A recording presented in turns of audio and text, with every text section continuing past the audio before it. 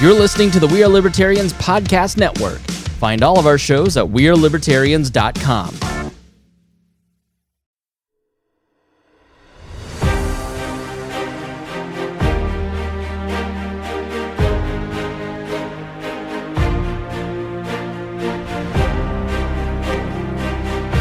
I have a question for you. What will your legacy be? Will you be remembered for your commitment to liberty, or will you waver at the sight of adversity? Will you hold the line and stand for truth no matter how popular it may be, or will you bend to peer pressure? Will you let your faults and failures define your story, or will you overcome your challenges and push forward in pursuit of something greater? Will you stand firm and be a champion of freedom, or will you let it be said that you did nothing? Throughout our history, ordinary people have risen to the occasion to do extraordinary things in the name of liberty. These people were not perfect, far from it. Yet in spite of their faults and failures, they never looked back. No matter how many times they fell, they continued to get back up. This is their legacy.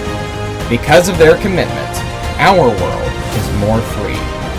Each and every one of us has the power to follow in their footsteps. It's up to us to pick up that torch.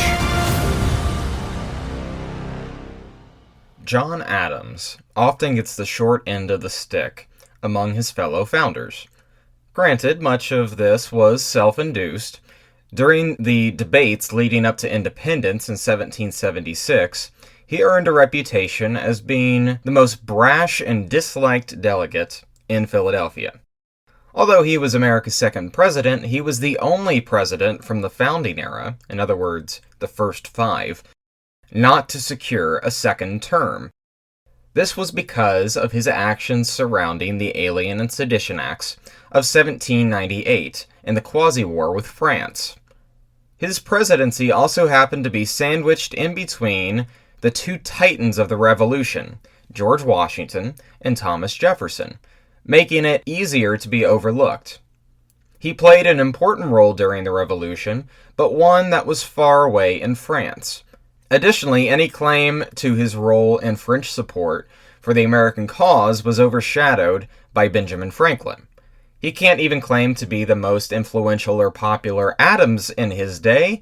That honor was secured by his cousin, Samuel Adams, who became known world over for his role in cultivating the American Revolution.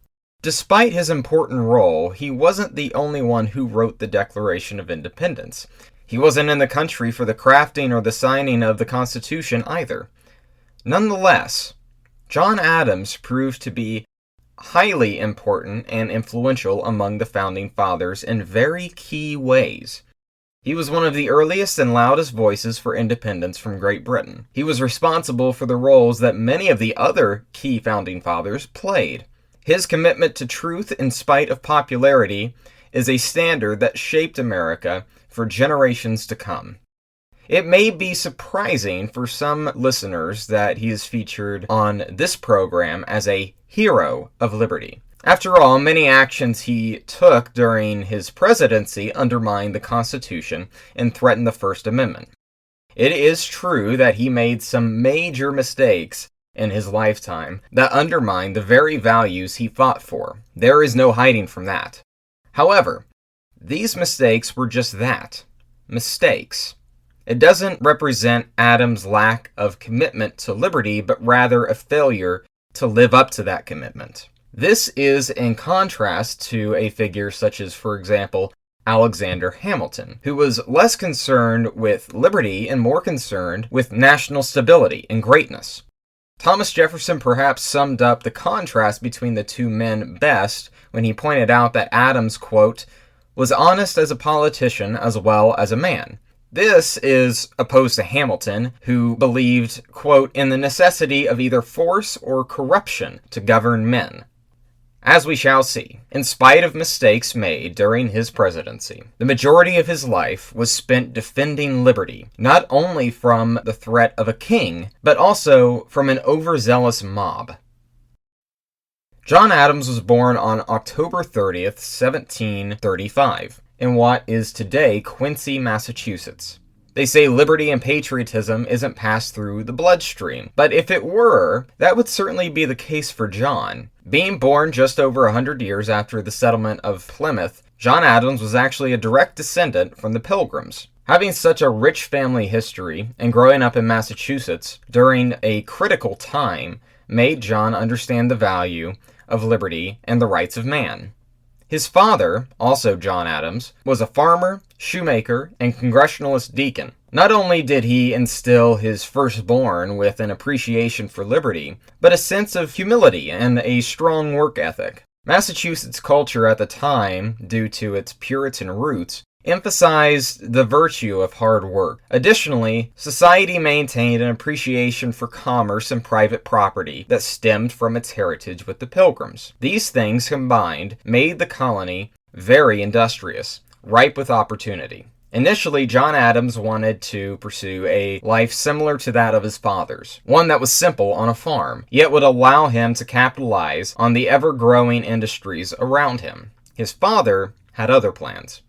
It was customary in those days for a father to send his firstborn son to college to get a proper education. Since John was the firstborn, he had every intention of making that happen for him.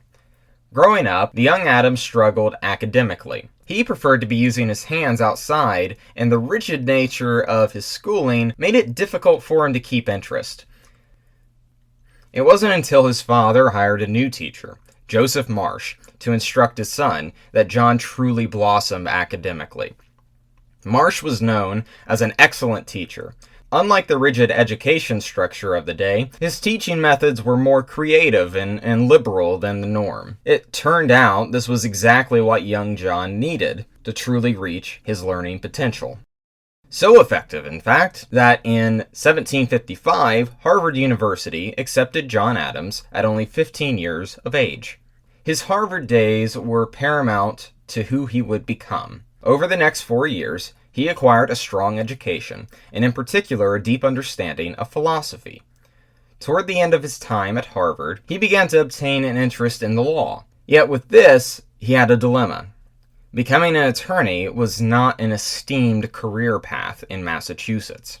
Many, including his father, viewed lawyers as morally bankrupt individuals who will do anything to get ahead. The stereotype was not without just cause. This was a time when the courts were notoriously corrupt, and lawyers often profited from this corruption. Many didn't think you could go into the profession without selling your soul. To John, however, people needed proper, unbiased legal representation, lest the corruption would continue to grow. This fundamental belief in due process and a fair trial would come to define his life.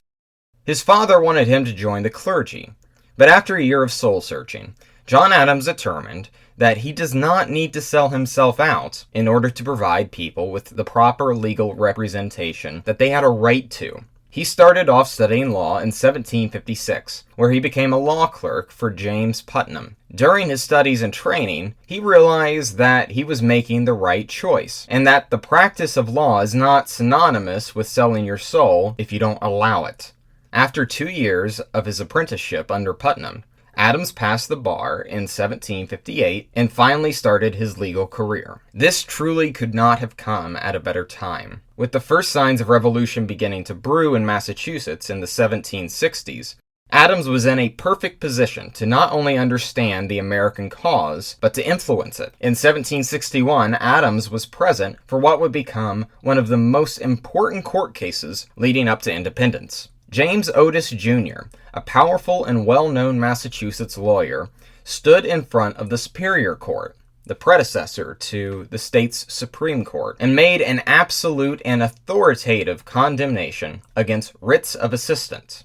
In simplistic terms, writs of assistance served as a general warrant that would authorize soldiers to barge into any colonial home for any reason in search of whatever they deemed necessary. No probable cause or specified warrant was needed. As one can imagine, these writs of assistance were easily abused and violated the rights of British Americans. Adams sat and watched in amazement as Otis dismembered any claim of authority to use these writs against his fellow Massachusetts colonists.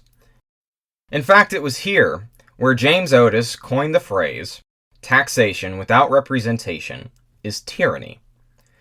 John would later recount Otis's performance as the moment the revolution took root. Quote, "The child of independence was then and there born," he said, "and every man of an immense crowded audience appeared to me to go away as I did, ready to take up arms against writs of assistance." His resounding praise didn't stop there, stating that, quote, "Otis was a flame of fire, with a promptitude of classical allusions, a depth of research, a rapid summary of historical events and dates, and a profusion of legal authorities." Eventually, the cases made by Otis in 1761 would serve as the foundation of the Fourth Amendment so many years later.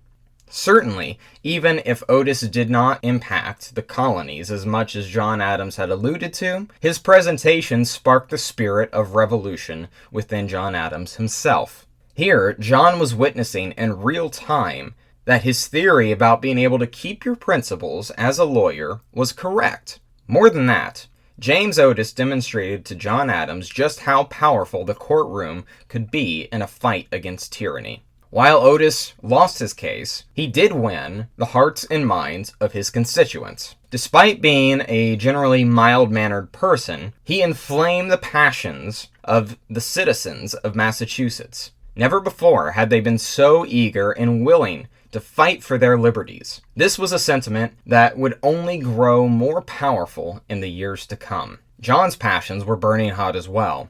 Yes, for liberty, but more so for a young lady named Abigail Smith. John met Abigail in 1759 after journeying to her parents' homes with his friend, Richard Crank. While Richard was engaged to Abigail's older sister, Mary, and was thus the reason for their visitation, John didn't want anything to do with the Smiths, including Abigail. John, who is never exactly known for his friendliness nor his manners, was 9 years older than she was, who was only 15 at the time. Yet this wasn't the last time the two would meet. Richard ended up marrying Mary, and John had the opportunity to get to know Abigail and her family much better leading up to the wedding. As she matured over the next few years, John would begin to form romantic feelings for her.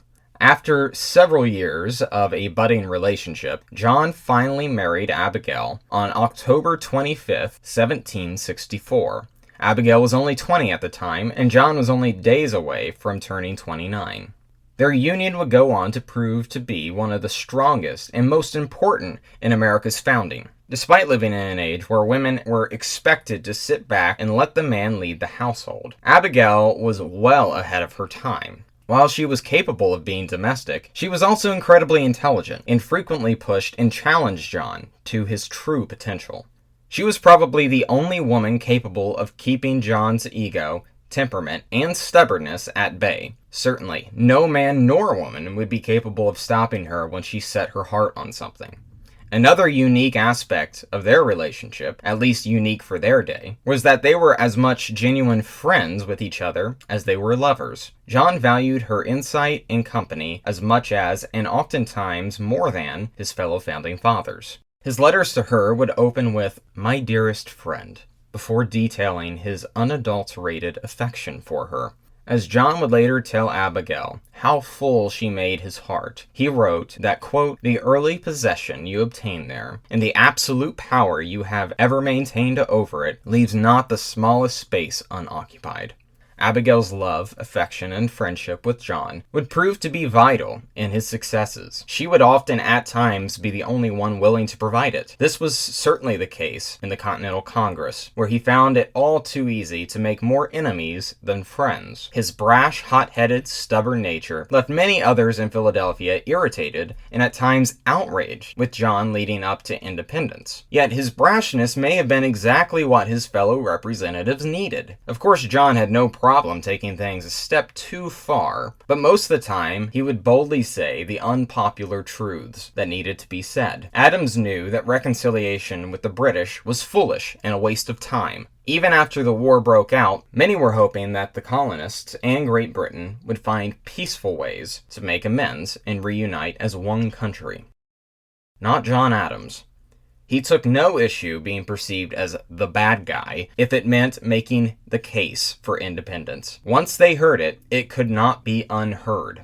The greatest mistake he thought he could have made is to say nothing in the face of British oppression. This was the exact opposite approach of Thomas Jefferson, who supported independence but sat and listened to the debates on the main floor without input. It was exactly because of this opposite approach that made his support for independence so powerful when it occurred. No longer did it appear that only the hot-headed Adams was foolishly railing for separation. With the support of the more leveled Virginia delegation, it was a very serious proposal. His actions leading up to the summer of 1776 further demonstrated his commitment to what he perceived is right and true in the face of popularity. Yet his brash personality did not lack a sense of self-awareness. He knew he was right, but he also knew that he stepped on too many toes to be the face of independence in Congress moving forward. As it became time to write the Declaration of Independence, he approached Thomas Jefferson to pen the document. As detailed in last week's episode, Jefferson was a far superior writer, but he was also well liked and respected, unlike Adams. Virginia was also the most crucial state to secure support over. It was easily the biggest and wealthiest colony in 1776, and their delegates were some of the most renowned in Congress. Adams already tried to propel Virginia to the front of this discussion once. He was the man who nominated George Washington to become Commander-in-Chief of the Continental Army. A very wise move on his part, but securing Virginia for independence itself would be game-changing. If a Virginian is at the face of this separation, it will be much easier to secure the support of the other 12. Easier, but still not easy. New York, Pennsylvania, and South Carolina were still holding out, and Delaware was in a deadlock. John Dickinson of Pennsylvania proved to be the antithesis of John Adams, a man bound by his principles and conscience, except in his case this meant not supporting independence. He believed the British were oppressive, without question, but refused to support separation until every peaceful measure was exhausted. In his mind, that had yet to be the case, despite the fact that the colonies were already at war with Great Britain at this point. As the vote for independence neared, John Dickinson knew he was in the minority, but that didn't matter to him. He refused to support something so world-altering if he didn't fully believe in it. He knew that popular support was with independence, and offered a bit of foreshadowing concerning his future political career. Quote, "My conduct this day, I expect, will give the finishing blow to my once too great, and, my integrity considered, now too diminished popularity." He stood against independence on July 1st, during the pre-vote, to measure where everyone else stood. Still, it was becoming hard to fight against the inevitable, especially when British actions were perpetually getting worse by the day. In the end, he didn't vote in favor of independence. But he didn't stop it either. He abstained, and in doing so, secured Pennsylvania as a yay vote. With the biggest opponent to independence, and to John Adams, out of the way, the other states fell in line. Only New York didn't vote for independence, citing a lack of instruction from their state assembly. The state abstained. With no nay votes to derail it, independence passed on July 2nd, 1776. John Adams, once the most hated man in Philadelphia, successfully convinced the American colonies to form a new nation. Despite being his primary rival, Adams held no ill will toward Dickinson.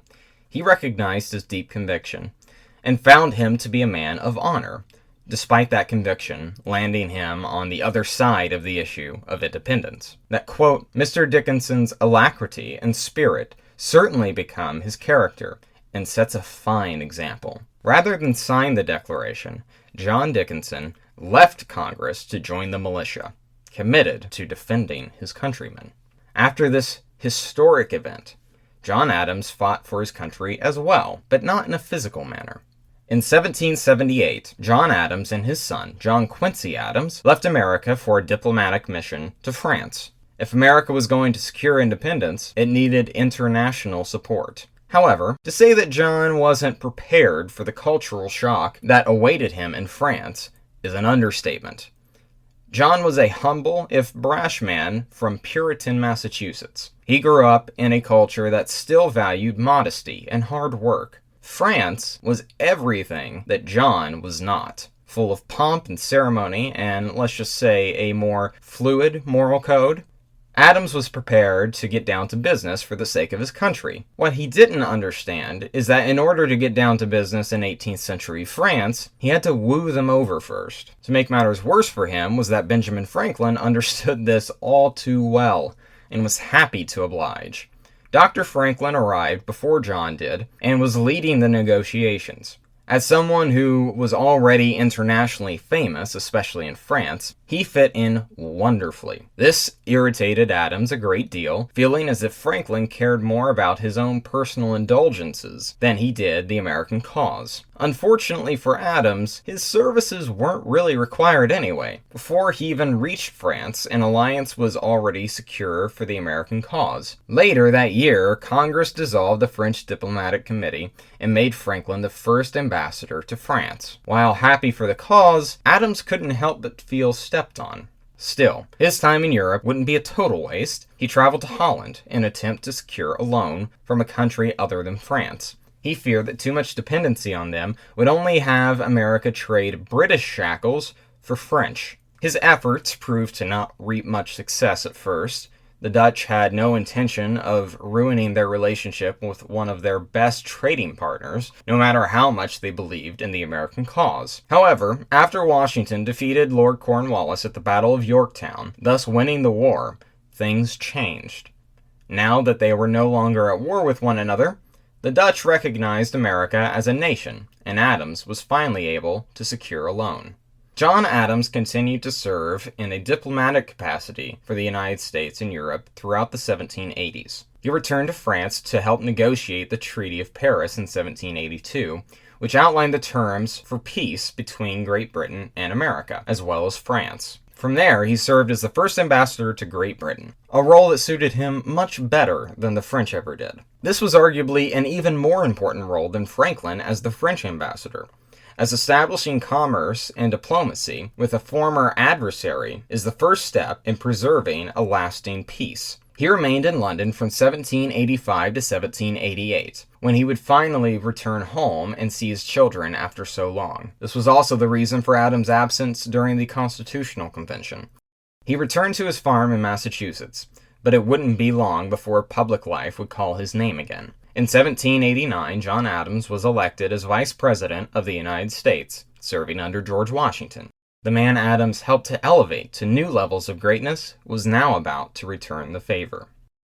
Although serving as Washington's vice president set Adams up to succeed him when the time came, he became quite disgruntled with his governmental duties, or should I say, his lack thereof.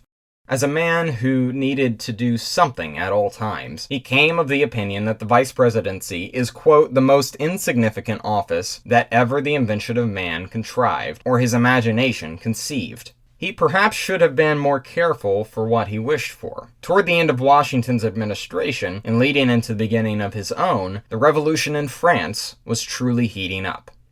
Their revolution quickly showed how different it was from America. Not separation, but overthrow. Not independence, but vengeance. Still, the French enjoyed the support of many Democratic Republicans in the United States, including his dear friend Thomas Jefferson.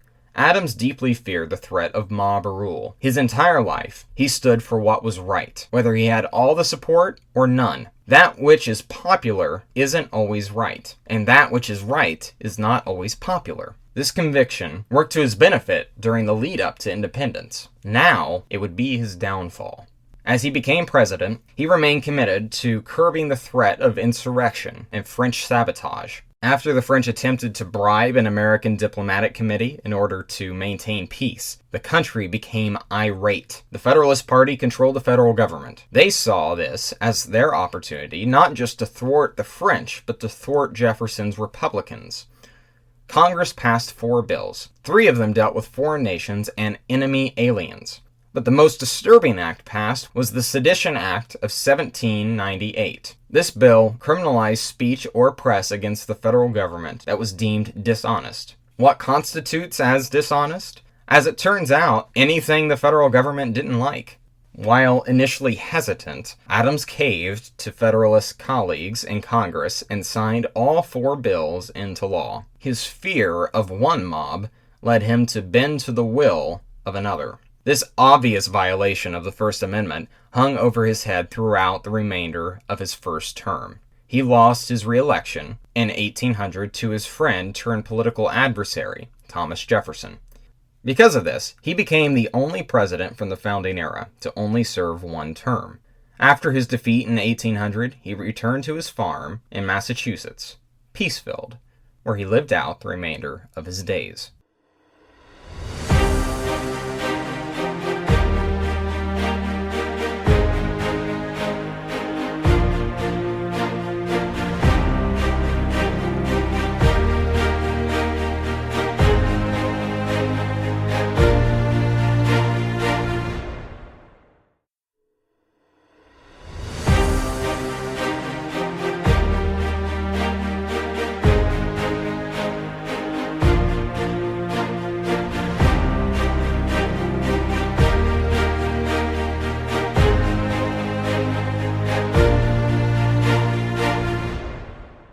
John's episode with the Alien and Sedition Acts are an unfortunate stain on an otherwise extraordinary life.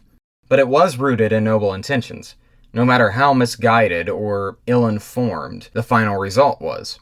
Throughout his life, one guiding light had defined his character. He refused to let any mob or moment of popularity tell him what is and isn't right if it violates what he believes to be true. While most of the other founders were primarily concerned with power concentrated too much in one man or small group of people, Adams was concerned with just the opposite. He was all too aware that tyranny of the majority can be just as vicious, if not occasionally more so. After all, was this not the case in France that led to numerous deaths by means of guillotine? One man, in theory, can be reasoned with. Reason is nowhere to be found at the heart of an angry mob, only fierce passion. This can, of course, be capitalized for a righteous cause, but there always runs the risk of swinging too far in the other direction. John Adams held the position that liberty is not something that should be decided by the whims of the majority. Rights were not up for public discussion. Although he failed to strike the important balance between liberty and authority at the end of his career, it remained something that he felt deeply about. In fact, defending the rights of unpopular people during a turbulent time was arguably the most pivotal event that gave birth to his career. To understand that story, we have to go back to Boston in 1770. In the decade after James Otis's powerful case against writs of assistance, the Massachusetts colony became notorious for protests and rebel activity. Great Britain didn't do much to cool off the temperament either.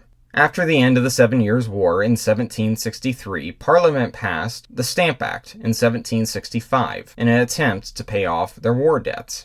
The British had long treated the colonists in North America like second-class citizens, expecting them to foot the bill for the empire's globe-trotting ventures, but denying them the right to trade, commerce, or proper representation. The Stamp Act was a watershed moment leading up to the Revolution. It imposed a direct tax on colonists and forced all documents or printed material to bear the royal stamp so the tax could be easily enforced. This tax stamp was to be on everything, from legal documents, such as wills or deeds, and extended even to items like playing cards. The colonists were outraged, not just in Massachusetts, but all throughout America. Patrick Henry issued resolutions in Virginia's House of Burgesses condemning the acts and asserting that Great Britain had no right to impose taxes on the colonists. In Boston and the surrounding areas, Samuel Adams and the Sons of Liberty orchestrated protests. They burned effigies of royal officials who were tasked with enforcement of acts like this. They even raided Andrew Oliver's home, the local stamp distributor, and decapitated effigies of him.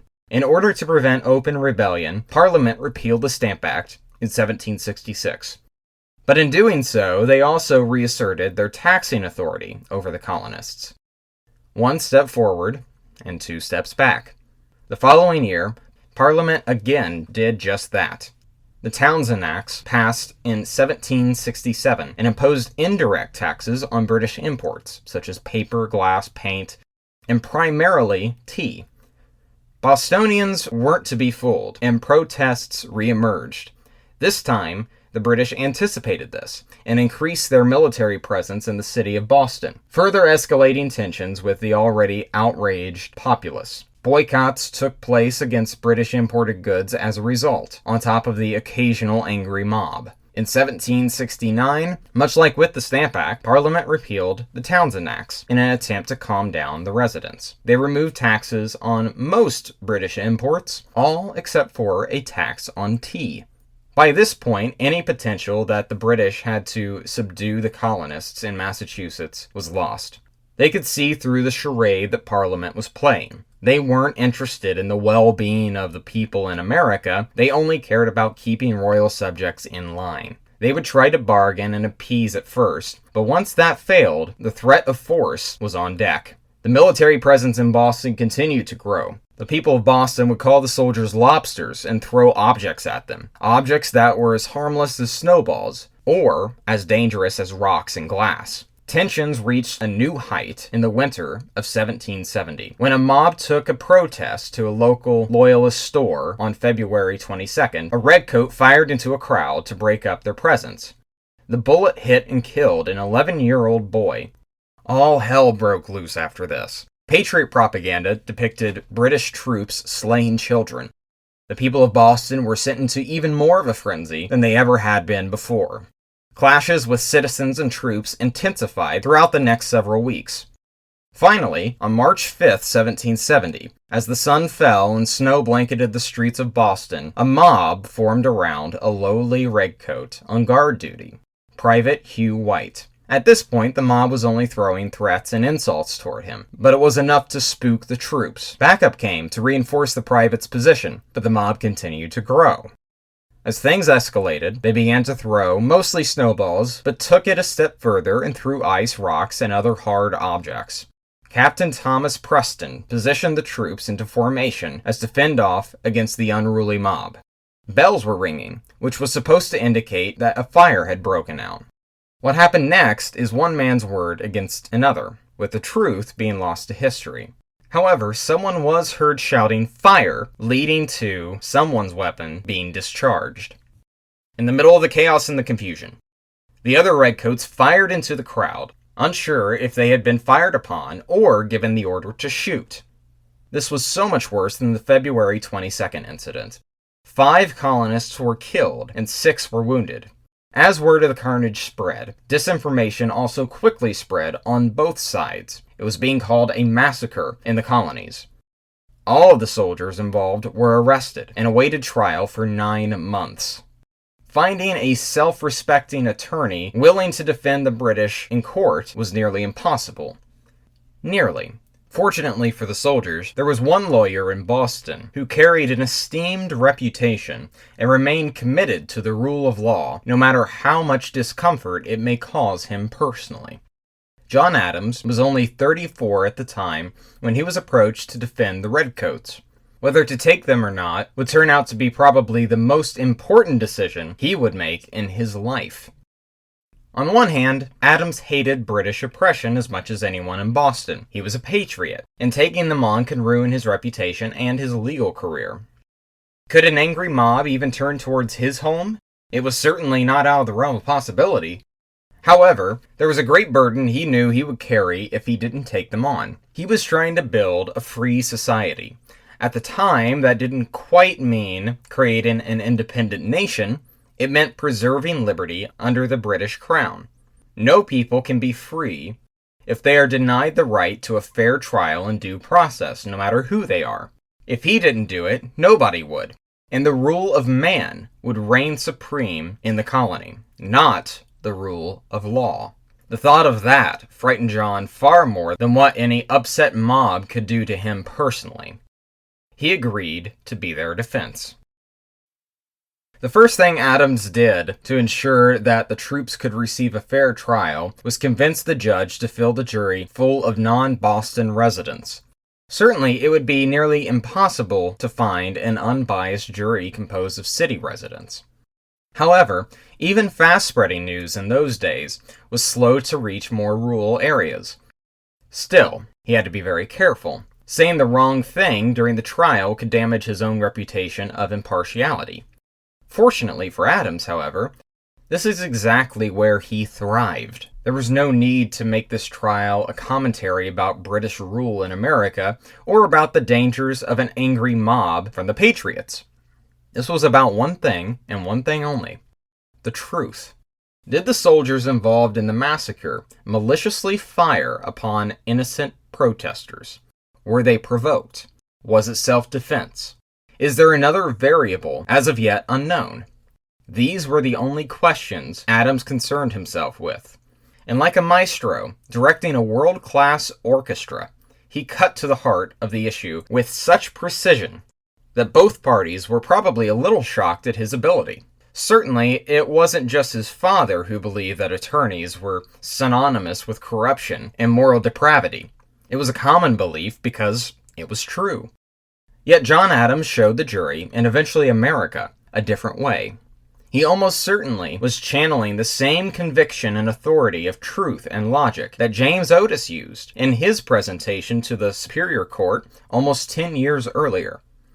In a court of law, only the facts and evidence are to determine the fate of the accused, not suspicion, not fabrication, and certainly not passion. At a time when this standard was nearly non-existent, John Adams blazed a key trail for freedom in America. As he made his case, he questioned witnesses and forced everyone in the courtroom to look at what many refused to accept. As he neared closing one of his arguments before the jury, Adams told them that, quote, "I will enlarge no more on the evidence, but I submit it to you. Facts are stubborn things, and whatever may be our wishes, our inclinations, or the dictates of our passions, they cannot alter the state of facts and evidence." His commitment to the truth made the verdict undeniable, at least to the jury. Most of the soldiers were found not guilty, citing self-defense and a reasonable fear for their safety. As for Private Hugh White and Captain Thomas Preston, they were found guilty of only manslaughter, an accidental death, not premeditated or malicious. Their punishments were to be branded on the thumbs. Adams had successfully gotten the jury to put aside any passions they may have and let the facts fall where they may in perhaps the most passionate criminal case of his day. Furthermore, his clear, unbiased actions during the trial also managed to convince the public that justice had indeed been served, no matter what they may have preferred the outcome to be. The result was that no violence or retaliatory mob broke out. As for Adams' career, it actually strengthened his reputation as both a lawyer and a patriot who was committed to the cause. If a man like John Adams could look at such a heated case objectively and defend the British successfully, more credibility was then given to the patriot cause. The rule of law had won the day. John Adams certainly made mistakes throughout his career, and especially as president. Yet this should not prevent us from looking at his whole life objectively as a hero of liberty. His commitment to the truth is a key value that founded the United States. His defense of the British gave the country a roadmap of the legal framework detailed in the Constitution. He was an imperfect man with an imperfect legacy. But John Adams never stopped striving for the truth in the face of passion. And that fact is as stubborn as he was. Thank you, ladies and gentlemen, for tuning in to this week's edition of Profiles in Liberty. This was an interesting one for me to make because my opinions on John Adams have varied over the years.